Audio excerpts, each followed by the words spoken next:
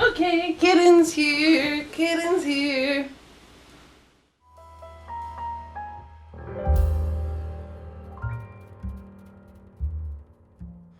Hi guys, welcome back to the channel. I know it's been a long time, but I had to basically make a bunch of costumes for Halloween, so I really didn't have time to edit these videos.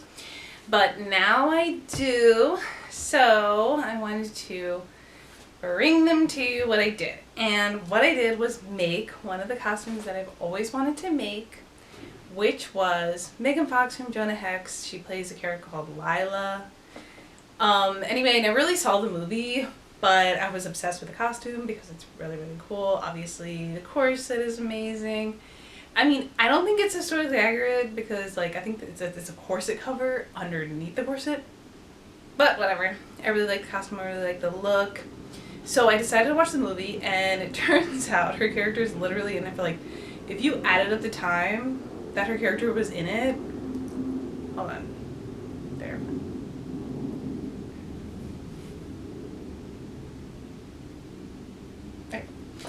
If you added up the time that her character was actually in the film, it would probably be a total of 5 minutes. I'm not even joking. And people say it's a really bad movie, but I wouldn't say it was a terrible movie. Honestly, there was a lot of cool parts. There was this one part where Jonah Hex is has this crows come out of him. I don't know. There was a lot of really cool parts and a lot of really good ideas, but it just didn't really work.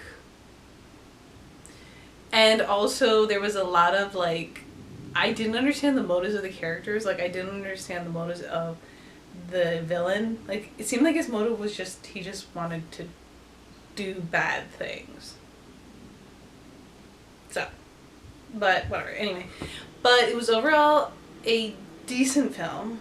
But another thing, it was really short. It was 1 hour and 20 minutes, but it felt really long. So there's that. But anyway. But if you add up the time that Megan Fox is literally on screen, it's literally 5 minutes.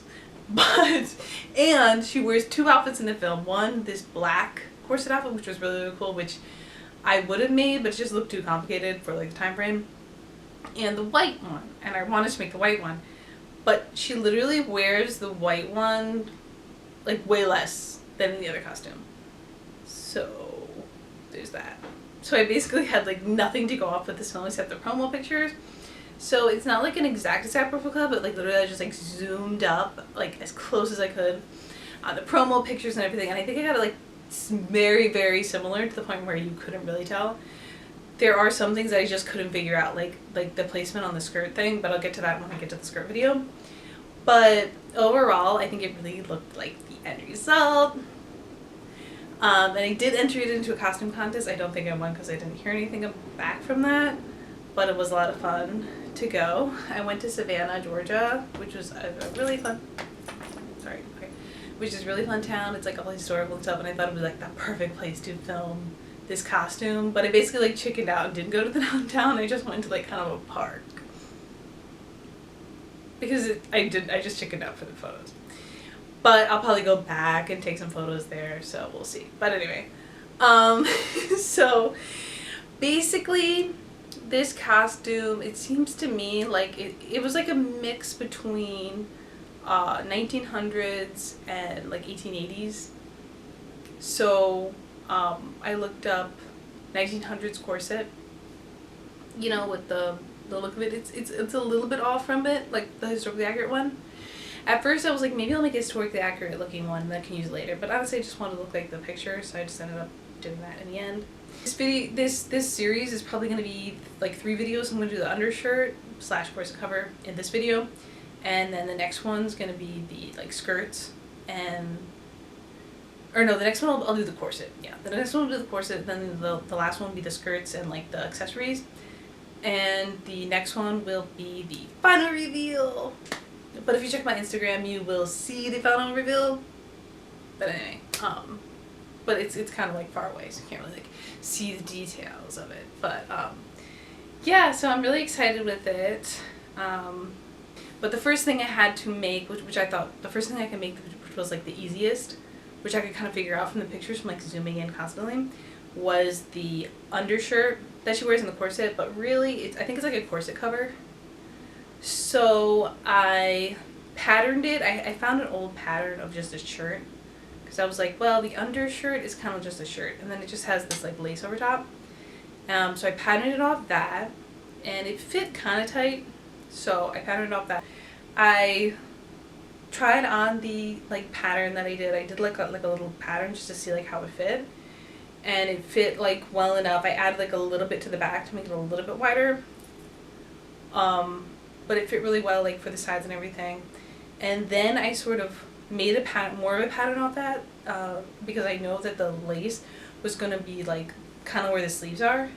So I cut out just the linen parts. And I basically did this from staring for hours and hours and just like zooming and zooming and zooming in on these promo photos of Megan Fox. So I got the right shape on that. I made the shirt out of linen. Like I couldn't tell what the fabric was, but when I zoomed up really close, it looked like some kind of netting. But I just couldn't like find that, so I ended up getting linen. And the linen I got was from this cool place called Fab Scrap in New York. You go to this Brooklyn warehouse, but it's kind of a cool place because they basically have all of this extra fabric from like fast fashion brands or brands that they want to get rid of it and put it in the landmines. But you can either buy it way cheaper, like at thrift store prices, or you can go to this free section. So I ended up getting some from the free section, and then I bought the linen for like, I think it was $10 a yard. And I ended up getting 6 yards of it, so $60. So the next step was sort of making this shirt good enough so I could add the lace. And what I did was I folded this open closure part because I knew I was going to add buttons and stuff for the closure, so I wanted to make like a thicker front, and from the pictures that's what it looked like.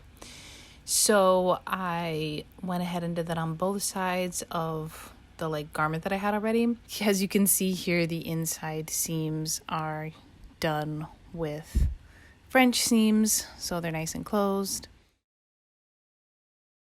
So I just went ahead and hand hemmed all of the edges to get it ready for the lace.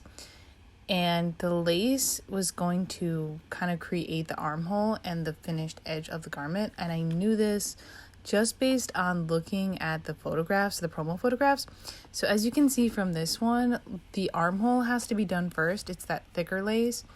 And then from that, I have to complete the shirt by adding the thicker lace around the top of that.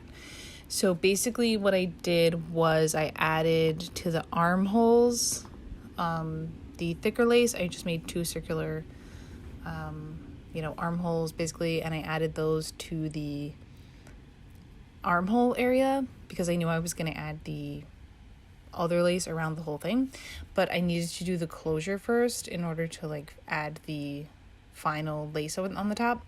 So I had to do this first and then go to the closure. You can see from the front of the promo pictures that there were buttons. So I added like a strip down, and I was looking at some historical references, and they had like all different kinds. They had like button only the top front, button down, but I was like, I'll just do a button down because then I can use it again, and I kind of like that look anyway. And from what it looked like, you couldn't like see the button closing. Like it was like this part was covered. And this is hours of me just staring at this picture, like trying to figure out, like watching the show. And I think she wore different versions of this as well.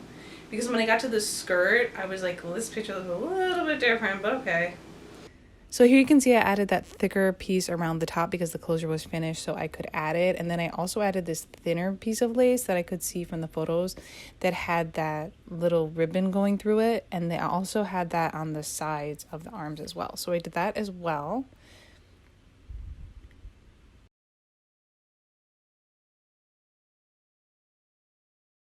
And then I didn't know what it looked like underneath the corset, so I had to like watch the movie and like pause it. There's like one scene where she has like the corset off in bed with Jonah Hex, and I was like zooming in, but like you can barely see it, but I did see that it like tied. So I added, I folded over the linen, and I made like a little like pocket and then I just stitched that down, and then I added the tie. So I also decided to tea dye the fabric because the linen was like a bright white, and it looked like it had an aged look to it. So I wanted to dye it, and also the corset I had to dye as well. So I looked up online, and also the lace too. I looked up online and it said you can dye with tea dye, add salt to set it. So I just like ran it. Like I added like, I didn't even really follow the directions. I just like added a bunch of salt. I mean, it worked out, but anyway, I just added a bunch of salt. They said boil it with the salt and the tea. So the first one I put like a bunch of tea bags in, and I put a like a test of the linen, because I was like, you know, the linen is probably gonna like take a lot of the dye in, because natural fibers seem to do that, and the lace is polyester.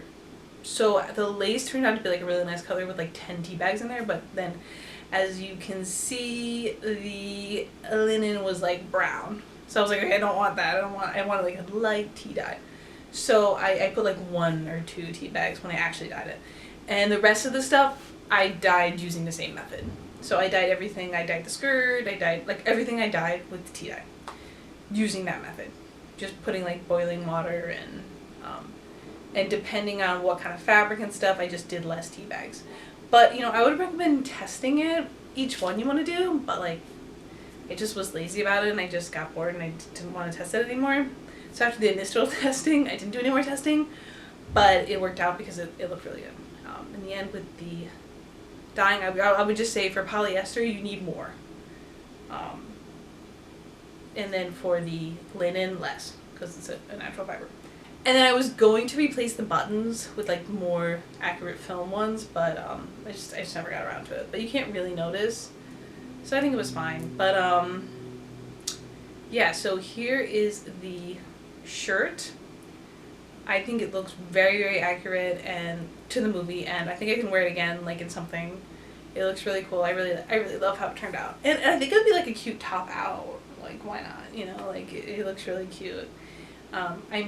I wore, because I was like staring at the promo picture, she did have an a strapless bra with it. So I wore that as well, and I wore that out like for the costume. Because that's what she wore in the movie. But I think if you were to make this accurate, you would wear like a bust thingy. I don't know. I don't know that much about Victorian underwear, to be honest.